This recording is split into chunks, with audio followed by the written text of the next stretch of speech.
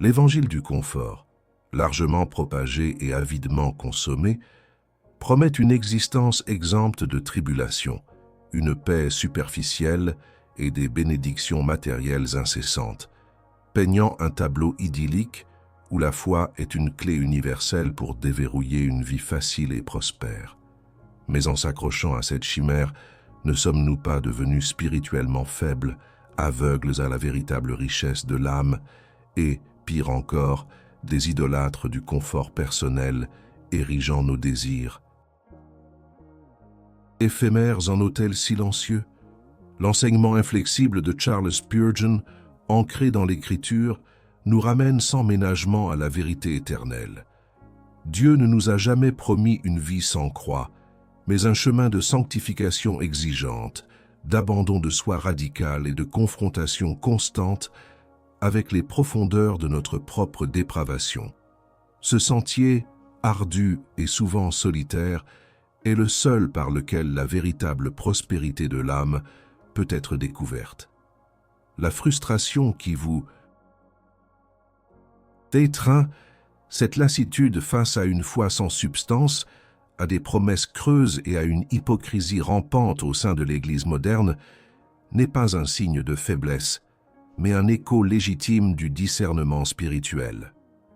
Vous aspirez à une profondeur qui semble avoir déserté les pupitres et les bancs, une substance théologique qui nourrisse votre âme affamée, plutôt que des friandises spirituelles éphémères.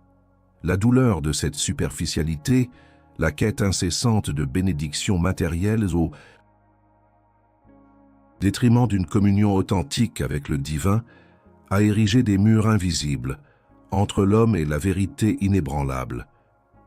Vous vous demandez peut-être pourquoi tant d'efforts religieux produisent si peu de transformation intérieure, pourquoi les promesses de paix ne débouchent que sur une anxiété sourde, et pourquoi l'abondance des biens terrestres ne comble jamais le vide de l'âme. Cette angoisse silencieuse, cette insatisfaction spirituelle profonde, est le symptôme d'une porte fermée que Dieu a instamment demandé d'ouvrir et d'une autre que nous avons grande ouverte, alors qu'il exigeait qu'elle reste close. L'évangile de la prospérité mondaine, notre ennemi commun le plus insidieux, a voilé la face du Dieu souverain et saint derrière un rideau de gratifications immédiates. Il nous a enseigné à rechercher la main du donateur plutôt que le cœur du donateur, transformant la prière en une liste de courses et la foi en une monnaie d'échange. Cette superficialité spirituelle qui s'infiltre comme un poison lent dans les veines du corps du Christ nous éloigne de la sanctification progressive, de l'humilité du repentir et de la gravité du jugement divin. Elle promeut une idolâtrie du confort, où la souffrance est vue comme un échec de la foi, et non comme un creuset divin pour la purification de l'âme. Combien d'âmes, avides de vérité, ont été repoussées par la vacuité de ce qui se prétend être la bonne nouvelle, laissant derrière elles un chemin de désillusion et de cynisme. L'Église, au lieu d'être un refuge de doctrines solides et un phare de lumière dans les ténèbres, est trop souvent devenue un marché où l'on troque l'éternel contre l'éphémère, le divin contre l'humain. C'est une trahison de l'héritage des réformateurs, des puritains et des géants de la foi comme Charles Spurgeon, qui n'ont jamais craint de prêcher la plénitude de la parole, même lorsque celle-ci était amère au goût.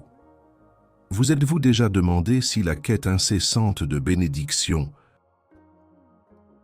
matérielle, ce désir ardent d'une vie sans heurts, n'était pas en réalité la fermeture d'une porte que Dieu a désiré voir ouverte, celle de la dépendance totale à sa souveraineté et à sa grâce, même au milieu de l'adversité? N'avez-vous pas, par cette même obsession du confort, ouvert grand la porte de l'idolâtrie du cœur, laissant entrer un flot d'espoirs vains et d'attentes déçues qui vous éloignent du véritable trésor, ce qui vous tourmente, ce sentiment que quelque chose d'essentiel était perdu est une révélation. C'est le cri de votre âme, non pas pour plus de bénédictions visibles, mais pour la vérité invisible, la seule capable de soutenir une foi résiliente. Vous êtes frustré par la performance religieuse, par l'hypocrisie manifeste, par la déconnexion entre la parole proclamée et la vie vécue. Vous ne cherchez pas des démos de foi, mais une foi qui démontre la gloire de Dieu. Cette quête est légitime. C'est le début d'un réveil. La vérité n'est jamais simple, ni confortable. Elle est souvent un marteau qui brise les idoles que nous avons construites dans nos cœurs. Êtes-vous prêt à laisser la parole de Dieu, telle que prêchée par des hommes comme Charles Spurgeon, sonder les profondeurs de votre être et révéler les portes que vous avez fermées ou ouvertes contre sa volonté souveraine? Préparez-vous, car la voix du passé est sur le point de vous confronter.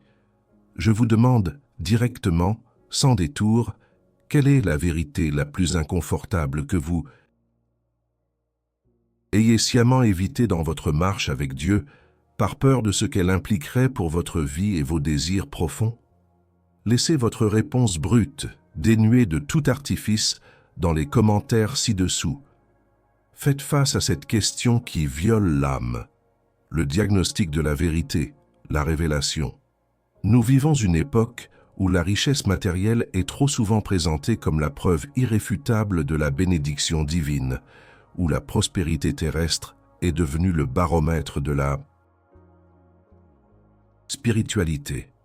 C'est une armoire à glace remplie d'habits neufs, mais dont les coutures sont déjà prêtes à céder, révélant une misère spirituelle insoupçonnée. Des milliers, voire des millions, de chrétiens s'empilent des bénédictions tangibles, des promotions, des conforts matériels, des relations facilitées. Et pourtant, au plus profond de leur être, ils éprouvent un vide, une aridité, une anxiété persistante. Pourquoi cette dichotomie frappante entre l'abondance extérieure et la pauvreté intérieure? C'est le piège de la prospérité vide, une illusion dangereuse qui détourne l'âme du véritable trésor. Charles Spurgeon, le prince des prédicateurs, avec sa perspicacité aiguisée et son attachement inébranlable à la parole de Dieu, a dénoncé sans équivoque cette perversion de la foi. Il a vu au-delà des apparences, sondant les cœurs de son auditoire pour révéler la cause profonde de cette misère spirituelle. L'ennemi commun ici n'est pas le désir de bien-être, car Dieu est le grand donateur de toutes bonnes choses. L'ennemi, la racine de cette douleur cachée, est l'idolâtrie du confort et le culte de l'autosatisfaction déguisé sous le manteau de la piété. Nous avons transformé Dieu en un moyen d'atteindre nos fins égoïstes, plutôt que de le glorifier comme la fin ultime de notre existence. La vérité, c'est que le trésor du chrétien ne réside pas dans ce que Dieu donne, mais dans ce que Dieu est et dans la communion avec lui par le Saint-Esprit. La prospérité divine, celle qui nourrit l'âme, n'est pas mesurée en biens, mais en la profondeur de notre relation avec le Christ, en la richesse de notre foi et en la pureté de notre sanctification. Spurgeon n'aurait jamais flatté les oreilles de son auditoire avec des promesses de richesse faciles.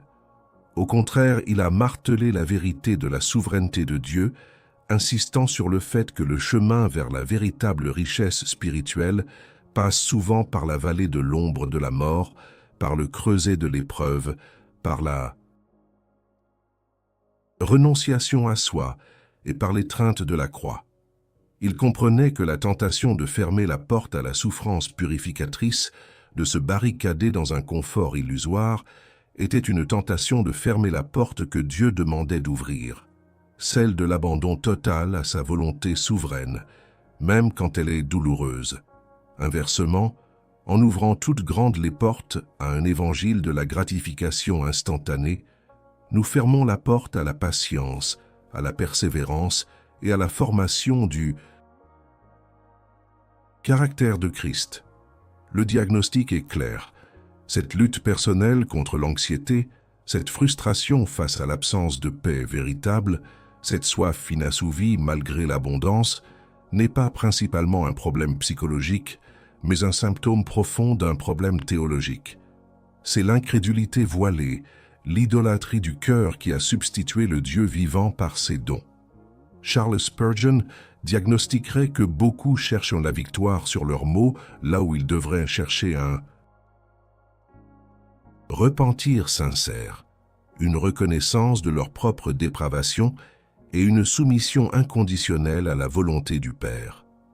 Le trésor impérissable de l'Esprit Saint n'est pas une marchandise que l'on acquiert par des rituels ou des décrets. C'est une réalité spirituelle profonde, une communion intime avec Dieu, qui est forgée dans la fournaise de la foi et de l'obéissance, même au milieu de la privation. La vraie prospérité divine est cachée, non dans les bénédictions que Dieu accorde, mais dans la communion qu'il offre. C'est dans le cœur contrit et humble que l'Esprit de Dieu élit domicile, y déposant des richesses qui transcendent l'or et l'argent. La sanctification n'est pas un processus optionnel, mais l'œuvre souveraine de Dieu en nous, nous transformant à l'image du Christ, nous détachant des chaînes de l'idolâtrie et du confort mondain pour nous attacher indissolublement à lui. C'est une porte que nous devons ouvrir de bon gré, une invitation à un voyage de renoncement qui mène à la vie éternelle et à une joie inébranlable. Spurgeon, avec une ferveur prophétique, nous exhorte à réévaluer nos priorités. Qu'est-ce qui occupe véritablement la première place dans nos cœurs? Est-ce la recherche d'une vie sans douleur ou la gloire de Dieu? Le contraste est frappant entre la vision humaine et la vision divine. L'homme mesure le succès par l'acquisition. Dieu mesure la fidélité par la renonciation. L'Église moderne, souvent captive de l'esprit du temps, a succombé à la tentation de minimiser le péché, de diluer la sainteté de Dieu et de promettre une voie facile vers le bonheur plutôt que le chemin étroit vers la vie éternelle. Elle a encouragé ses fidèles à fermer la porte à la repentance radicale et à la mortification de la chair, tout en ouvrant grand les portes à l'auto-indulgence et à la gratification. Le vrai trésor, dit Spurgeon, est de connaître le Christ et d'être trouvé en lui. Ce n'est pas un trésor que l'on peut perdre ou qui peut être corrompu par la rouille et les mythes. C'est une richesse éternelle, une paix qui surpasse toute intelligence, une joie que le monde ne peut ni donner ni ôter. C'est la découverte que Dieu lui-même est notre plus grande récompense et que sa présence est la seule source de véritable abondance. Êtes-vous prêt à ouvrir cette porte, à embrasser cette vérité et à laisser le Saint-Esprit vous conduire vers le trésor du chrétien qui se trouve en Christ seul? Les conséquences de l'engagno. L'agitation. Ignorer. La vérité révélée, c'est s'engager sur un chemin aux conséquences non seulement pratiques mais éternelles. La foi superficielle, ce christianisme à la carte qui promet tout sans exiger la repentance radicale, conduit inévitablement à un état de misère spirituelle chronique, même au milieu de l'opulence matérielle. Combien de fois observons-nous des individus comblés de biens terrestres, mais tourmentés par une anxiété sourde, un vide existentiel que rien ne semble pouvoir combler? C'est le paradoxe de la prospérité que le monde ne comprend pas. Être riche en foi tout en étant aux yeux des hommes pauvre, ou l'inverse, être riche en biens mais spirituellement indigent. Cette approche diluée de la foi engendre une génération de croyants qui, faute d'avoir été confrontés à la sainteté inflexible de Dieu et à la gravité de leur propre dépravation, n'ont jamais véritablement connu la puissance transformatrice de l'Évangile. Ils ont fermé la porte à la discipline divine, refusant de voir dans l'adversité la main souveraine d'un Père qui corrige ceux qu'il aime. En lieu et place, ils ont ouvert la porte à l'amertume, au questionnement de la bonté de Dieu et à une foi conditionnelle qui vacille au moindre revers. La conséquence la plus insidieuse de cet évangile du confort est qu'il érode la distinction entre le sacré et le profane, transformant le culte en spectacle et la communion en réseautage social. Le but du salut n'est plus la glorification de Dieu par la sanctification de l'homme, mais la satisfaction des désirs égoïstes.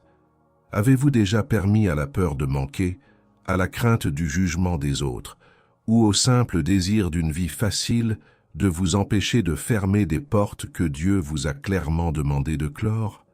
Ces portes sont celles de l'idolâtrie des possessions, de la recherche incessante d'approbation humaine, ou de la compromission morale pour maintenir une façade de succès. Parallèlement, avez-vous délibérément maintenu ouvertes des portes qui devraient être fermées hermétiquement, celles du doute persistant, de l'incrédulité masquée, ou d'un style de vie qui contredit la sainteté que Dieu attend de ses enfants?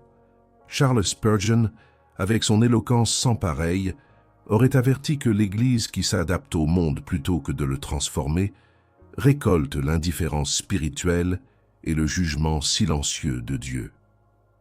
La tentative de rendre la croix palatable, de la dépouiller de son scandale, est le plus subtil des adultères. Spirituelle, elle dilue le message de la dépravation humaine et de la nécessité d'un sauveur souverain, laissant les âmes dans un état de faux réconfort, aveugles à leur véritable danger éternel. Le manque de profondeur doctrinale conduit à une foi éphémère, incapable de résister aux tempêtes de la vie, car elle est bâtie sur le sable des émotions et non sur le roc de la vérité. La douleur cachée que vous ressentez, cette frustration avec l'hypocrisie et la superficialité, n'est pas un problème isolé, mais une manifestation de l'état spirituel général de notre époque. La prospérité que le monde ne comprend pas est celle du chrétien dont la joie ne dépend pas des circonstances, dont la paix ne peut être ébranlée par les tribulations. C'est le paradoxe de la foi. Être riche en Christ, même si l'on est pauvre aux yeux des hommes, c'est avoir le trésor impérissable de l'Esprit Saint résidant en soi, une source intarissable de vie et de force. Inversement, l'homme qui possède toutes les richesses du monde mais manque du Christ est le plus pauvre de tous, car il a fermé la porte à la vie éternelle et ouvert la porte à un jugement inéluctable. La vérité éternelle nous confronte, l'amour de l'argent est la racine de tous les maux. Mais le confort, la recherche de la facilité, le désir d'éviter la croix à tout prix est une forme encore plus insidieuse d'idolâtrie, car elle se niche au cœur de nos motivations religieuses. Nous voulons un Dieu qui nous serve plutôt qu'un Dieu que nous servons. Nous voulons des bénédictions sans le bénisseur, une rédemption sans le Rédempteur. Posez-vous cette question avec une honnêteté brutale devant le Très-Haut. N'avez-vous jamais secrètement échangé la communion profonde avec Dieu contre la promesse illusoire d'une vie confortable et sans défi, acceptant de fermer une porte divine pour en ouvrir une autre, purement mondaine? Il est temps pour une admission publique. Laissez cette confession, cette prise de conscience douloureuse, être votre humble commentaire ci-dessous. L'appel à l'autel, la solution radicale. La solution aux maux spirituels de notre époque et aux vôtres n'est pas une astuce ou une stratégie nouvelle. Elle est aussi ancienne que la chute de l'homme, aussi radicale que la croix et aussi simple que l'obéissance. Il ne s'agit pas de découvrir de nouvelles bénédictions, mais de revenir à l'autel du repentir, de la soumission inconditionnelle à la parole de Dieu et de la renonciation aux idoles que nous avons dressées dans nos cœurs. Charles Spurgeon, dont la prédication était un appel constant à la sainteté et à la fidélité, n'offrait jamais de réconfort sans la confrontation préalable à la gravité du péché et à la majesté du juge. La véritable porte que Dieu nous demande d'ouvrir, celle qui conduit au trésor impérissable de l'Esprit Saint, est celle de l'abandon de soi. C'est une porte que le monde et l'évangile du confort vous ont appris à maintenir fermée. En effet,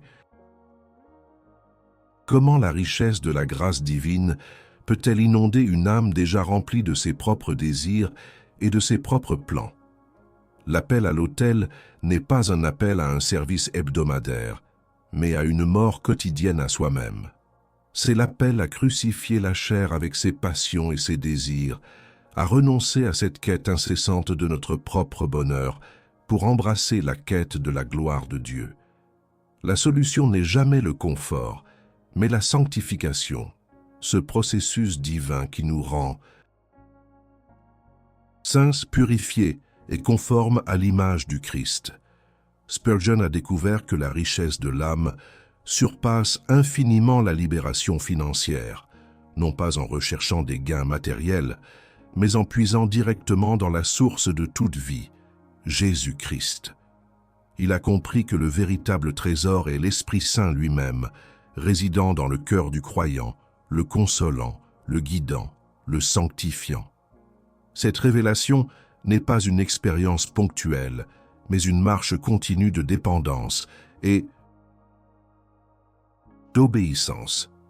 Pour Spurgeon, la porte de la vraie prospérité spirituelle était toujours ouverte par l'humilité et la reconnaissance de notre dépravation totale.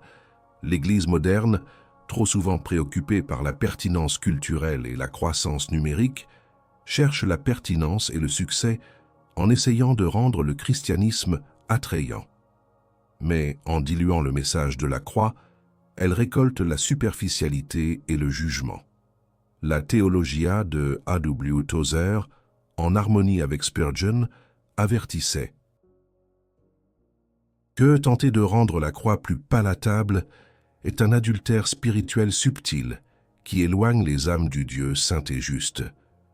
La seule solution est un retour radical à la saine doctrine, à l'exposition fidèle de la parole qui ne craint pas de confronter le péché et d'appeler au repentir sans compromis. Pour ouvrir la porte que Dieu demande et pour fermer celle qu'il nous ordonne de fermer, il faut un courage surnaturel. Le repentir n'est pas une simple émotion de regret, c'est un changement de direction, une volte-face de notre volonté, un abandon de nos propres voies pour embrasser celle de Dieu. C'est admettre notre idolâtrie du cœur, notre amour du confort et notre aversion pour la souffrance, et nous tourner vers Christ, qui est mort pour nos péchés et ressuscité pour notre justification. La soumission à la parole de Dieu implique non seulement de l'entendre, mais de l'obéir sans réserve, de la laisser façonner notre pensée, nos paroles et nos actions. Ce n'est pas un buffet où l'on choisit ce qui nous plaît, mais une vérité absolue à laquelle nous nous soumettons entièrement. La renonciation, elle, est le dépouillement de tout ce qui entrave notre course chrétienne, les péchés chéris, les désirs illicites, les ambitions égoïstes. C'est le chemin de la croix, non pas un symbole décoratif, mais un instrument de mort à soi-même. Charles Spurgeon, ce lion de l'orthodoxie, n'a jamais prêché un évangile facile. Il a toujours appelé les hommes et les femmes à peser le coup, à comprendre que le chemin du disciple est un chemin de sacrifice et de service. Le vrai trésor n'est pas la richesse accumulée sur terre, mais la couronne impérissable de la vie éternelle, obtenue par la foi en Christ et vécue dans la sanctification de l'Esprit. La prospérité divine, la seule qui compte réellement, est la communion avec Dieu, la joie ineffable de sa présence et la certitude de son amour souverain. C'est la porte que Dieu vous demande d'ouvrir maintenant. Êtes-vous prêt à laisser le marteau de la vérité briser les idoles de confort et d'autosatisfaction que vous avez soigneusement érigées? Êtes-vous prêt à fermer la porte à un évangile de la facilité pour ouvrir celle de l'obéissance radicale et du repentir sincère, celle qui mène à la vie abondante en Christ. Le coût est élevé, mais la récompense est éternelle. Nous avons vu que l'évangile du confort, en promettant une paix illusoire et des bénédictions matérielles comme unique mesure de la faveur divine, nous rend aveugles au véritable trésor du chrétien et faibles face aux assauts de la vie.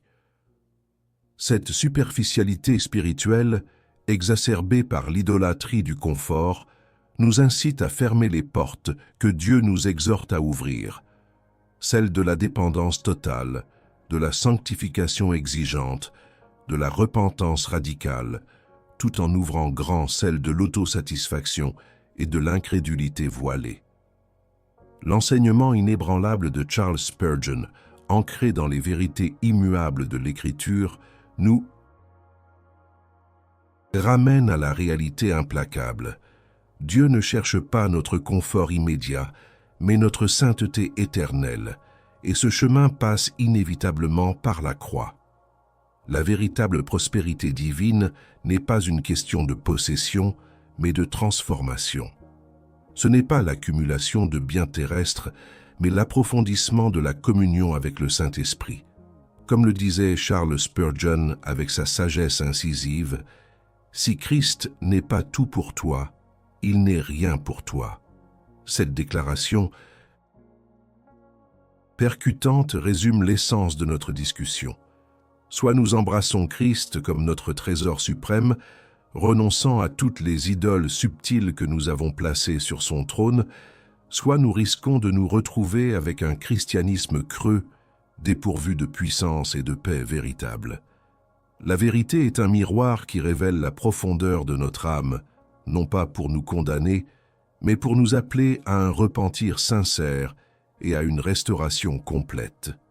Le chemin vers le trésor impérissable. Du Saint-Esprit exige une réévaluation totale de nos priorités. Il exige que nous examinions chaque porte que nous avons fermée ou ouverte et que nous la comparions à la volonté révélée de Dieu dans sa parole. Est-ce que la porte de la soumission inconditionnelle à la souveraineté de Dieu est grande ouverte dans votre vie? Ou l'avez-vous prudemment entrebâillée, ne laissant entrer que ce qui vous arrange? La porte de la sanctification radicale, de la mortification de la chair, est-elle fermée? À double tour au profit d'un confort illusoire.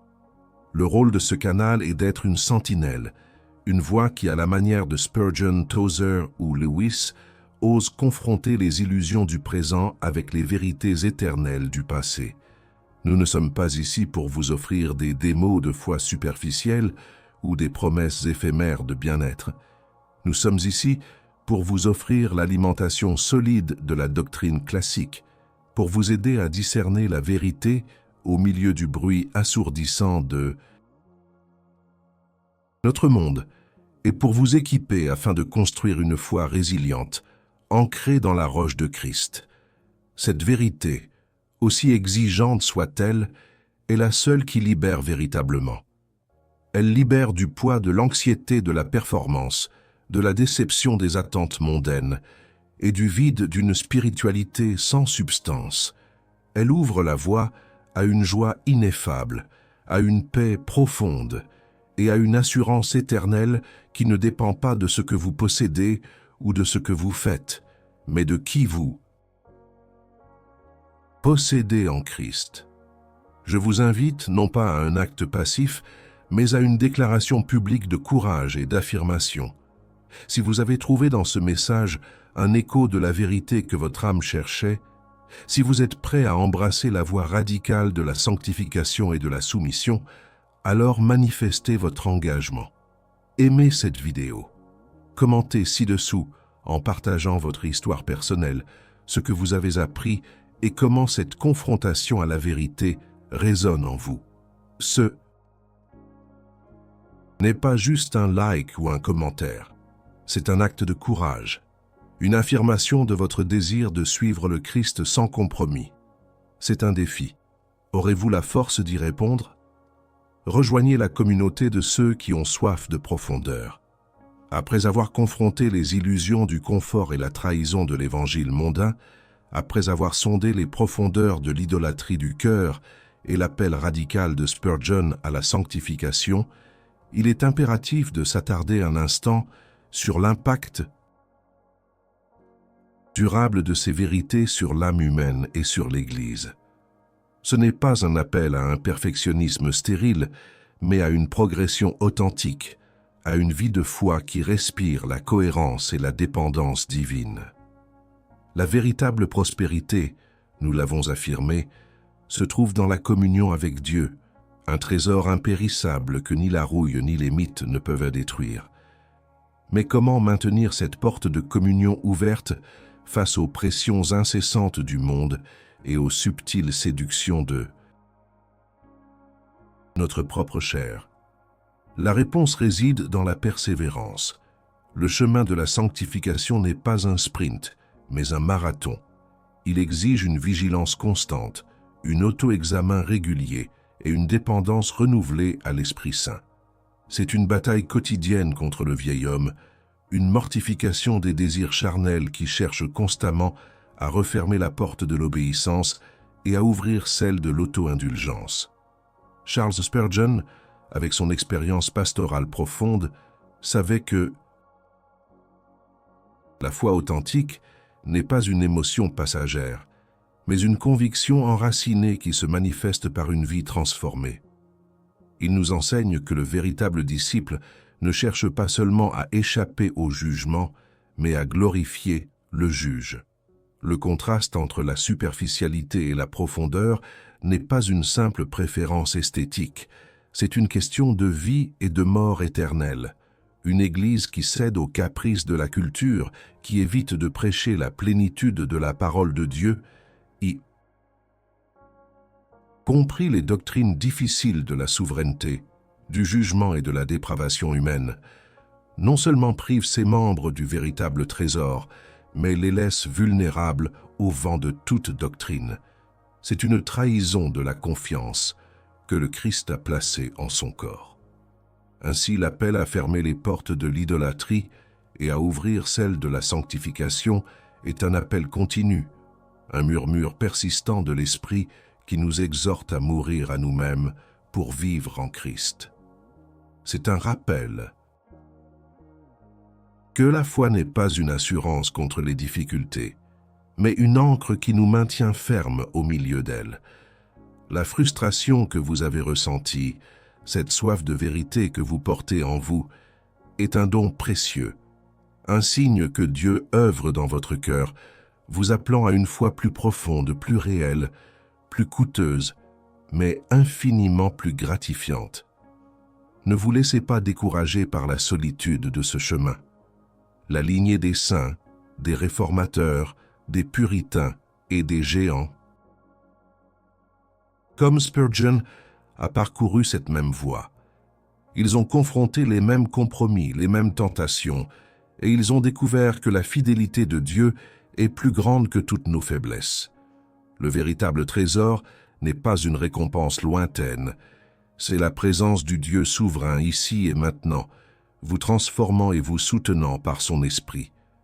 La question demeure, accepterez-vous de vivre cette vérité, de la respirer, de la faire vôtre, quelles qu'en soient les conséquences? L'éternité attend votre réponse. Vous avez entendu la voix de la vérité claire et intransigeante, résonnant à travers les siècles grâce à la sagesse de Charles Spurgeon.